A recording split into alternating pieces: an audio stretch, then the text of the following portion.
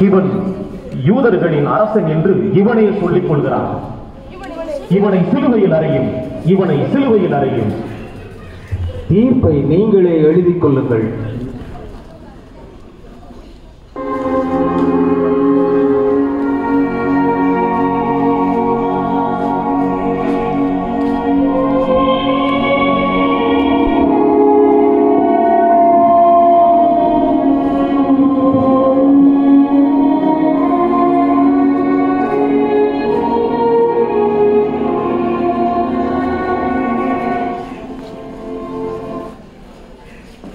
படைத்தவரை படைப்புகள் தீர்ப்பிடுகின்றன.